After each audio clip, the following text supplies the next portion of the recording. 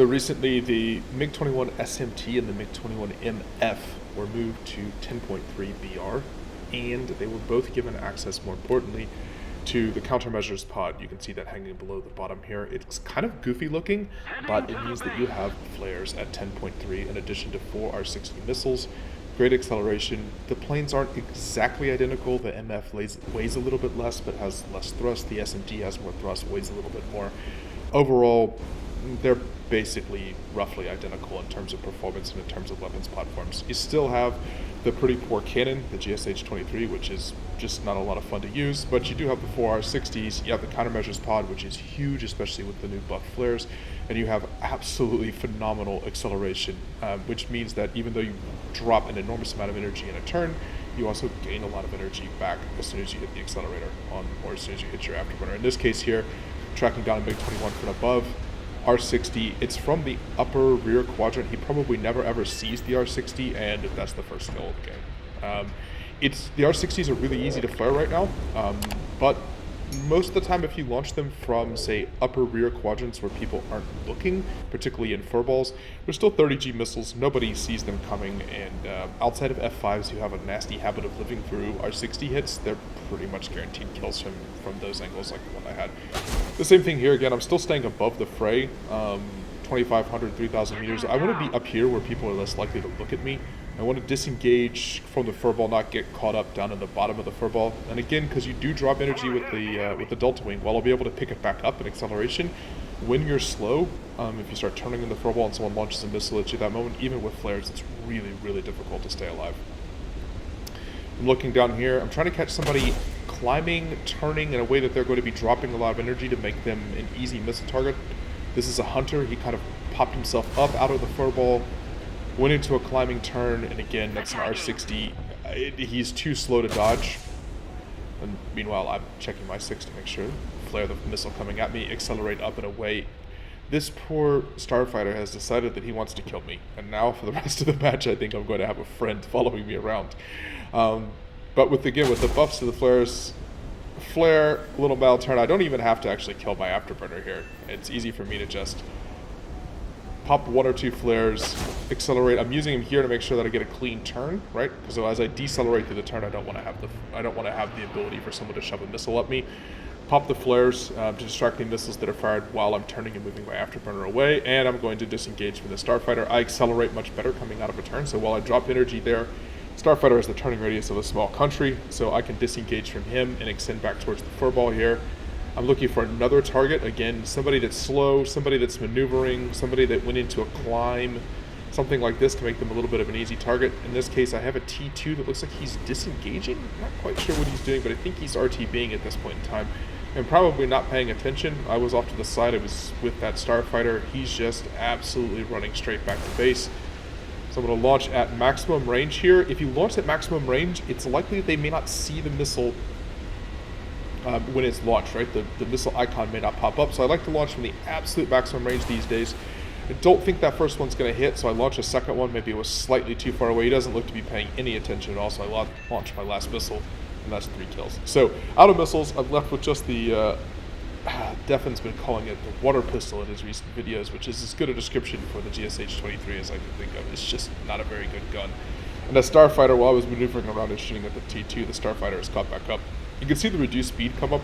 One of the things with both the MF and the SMT is that they are airframe limited, not engine limited to maximum speed, which means that if you don't manage your speed on the deck, you can rip your wings straight off by just flying straight. So you can see here I'm killing my afterburner. What I want to do is I want to stay just over 1300 kmph.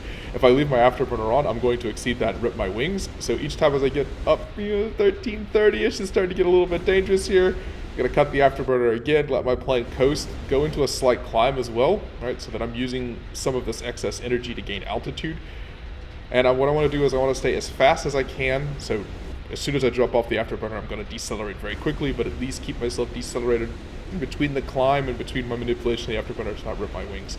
I'm letting the starfighter know, like, he's not going to catch me before I get back to base. I'm RTBing. I want to get new missiles, and there's a slight imbalance here, and I don't want the starfighter to chase me back to base and get killed by a missile. Told him he's not going to catch me. He's 2+ kilometers away. There's no chance his missiles are going to catch me, so I'm headed back to base here. Hopefully the starfighter leaves me alone. Well, he's not going to leave me alone. Yep. Don't do that. If someone lets you know they're going back to base, let them go back to base. Don't die to missiles. Nobody wants you to die to base AA. So, now -1 Starfighter, finally. Take it back off. When there's fewer planes, I like to go into the clouds here. It's a little bit of cover. What you don't want to do is get jumped right off, so I'm actually going to climb pretty aggressively here. And again, once you're at higher altitude, it is more difficult for people to spot you because oftentimes they're lower in jet battles, they're not looking up. So I am, again, accelerating up here about 4,000 meters, going to be looking down. Maybe my AA plane spots somebody. What I don't want to have happen is get jumped, right? But I want to be able to be the one doing the jumping here in the late stages of the game so that we can make sure we win this game. And somebody is definitely killing AI planes, so there's a chance that we're going to spot them here. But I want to make sure I'm at altitude. I want to make sure that I'm not getting surprised. The radar in the SMT is pretty poor, so you can't particularly use it to spot for you. I mean, I guess you can a little bit, but it's not great. This is not like an F4 or something like that. And I have now seen that there is a MiG below me. It's actually the Hunter below me, not the MiG below me here. And the Hunter is killing AI planes. Right? He doesn't see me. I'm dropping again. I'm dropping from the upper rear quadrant. He's maneuvering, and I'm going to fire this because he's going quite slow and he's maneuvering. I'm going to fire this missile at absolute maximum range. See if I can.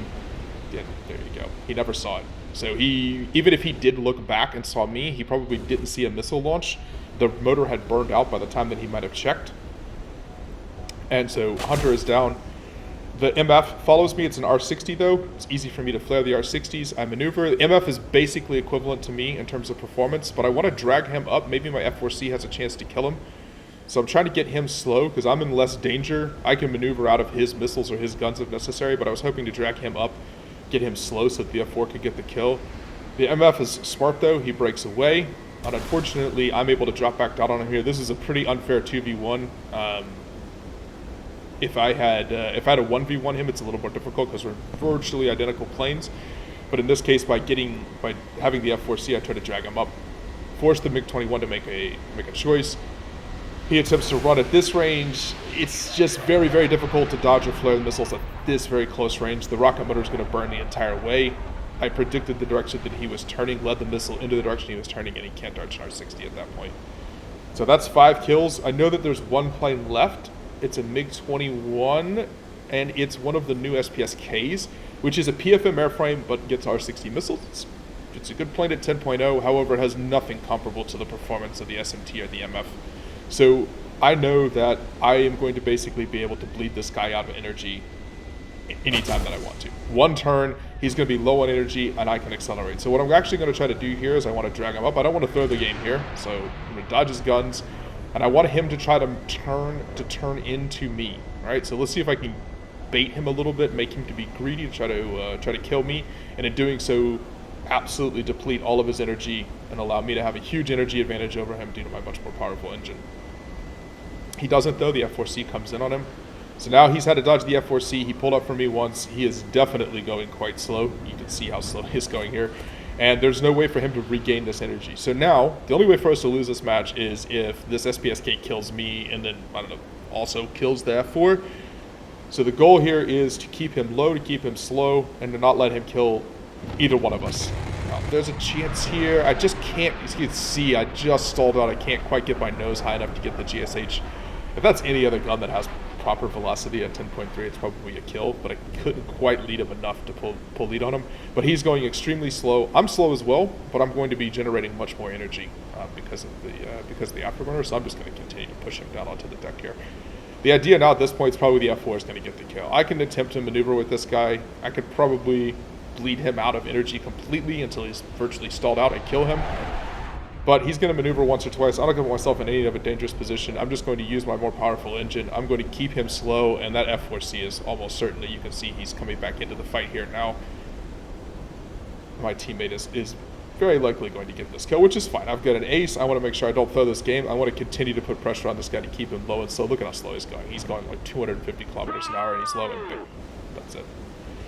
F4 slams him. That's an ace game. That's a win, and God, the SMT and the MF are so good right now. This is almost certainly the best 10.3s because of the flares, because of the missiles, because of the great performance. It's just a lot of fun plane to fly. I put a talisman on my SMT so that I can use it to grind out the rest of Tier 7, current existing Tier 7. I'll probably use it to grind out Tier 8 when Tier 8 comes as well. It's just an extremely good plane in the current meta. It's the best MiG-21. MiG-21 BIS suffers, doesn't have quite the weapon systems for 11.0, but at 10.3, man, these are good planes. SMT is a fantastic plane. Rewards here, finish first in the team. You get an ace game, you're almost certainly first in the team. The game actually had quite a bit of time as well, so I got a fair amount of RP. Again, this is with the talisman, this isn't stock RP gains. Yeah, fantastic way to grind out Tier 7, and right now, maybe even the best fighter in the Soviet tree. Certainly the best fighter in the German tree. Fantastic planes. Thanks for watching this video. If you enjoyed it, please leave a like. Subscribe to the YouTube channel. That really helps a lot. And consider joining our Discord community. There's quite a lot of people in there. If you're looking for people to play War Thunder or World of Warships, other games with, join the Discord and check it out. We look forward to seeing you.